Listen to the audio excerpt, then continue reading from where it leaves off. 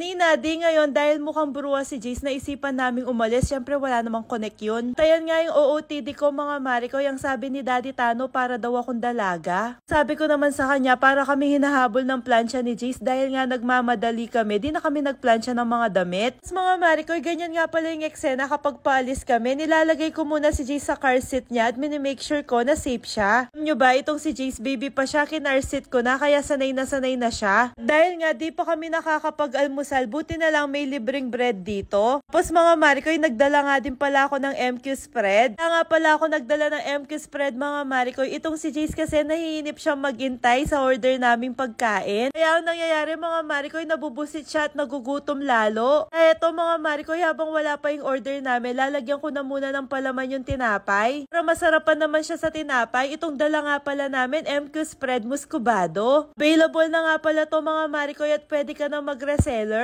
Join kayo sa Facebook group nila MQ Mercado. Doon pwede kayo mag-inquire kung paano maging reseller. Napakasarap ng palaman na to mga Mari ko. Pag natikman nyo, wala lang. Natikman nyo lang. Natikman nyo na masarap at di ko kayo niloloko. Si Jace nga, basta MQ spread ang palaman sa tinapay, nauubos niya. Ito nga pala yung itsura, yung texture ng MQ spread muscovado. Anyway mga Mari ko, ipakibantayan saglit si Jace.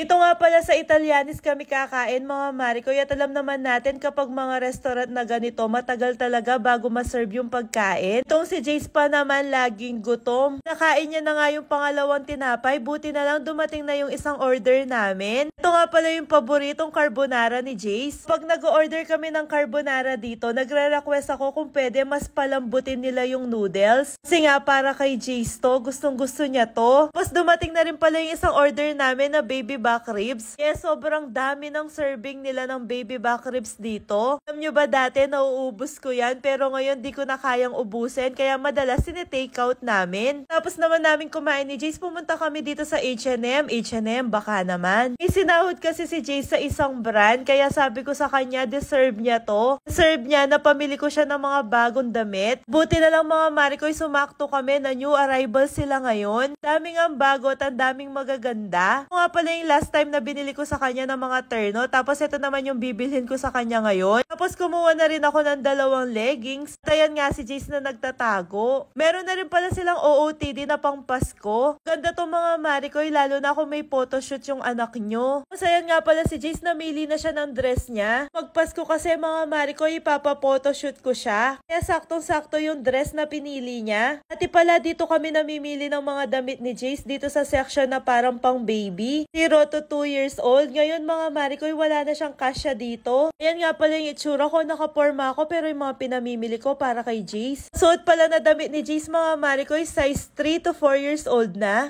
Sobrang laki na niya, parang kailan lang. Makay nga pala kami dito sa may carousel mga Mari ko. Dahil matagal na nung last na sumakay kami dito, medyo naninibago siya. Napasakay ko siya dun sa may kabayo kaso ayaw niya talaga. Laro lang nga pala siya ng ilang minuto dito mga Mari ko, tapos umuwi na rin kami. Hulaan nyo kaya mga Mari ko kung magkano yung total na pinamili kong damit para kay Jace. Paje, kasya ko sa 5 malapit na sagot. Don't forget to like and share this post. Yun lang.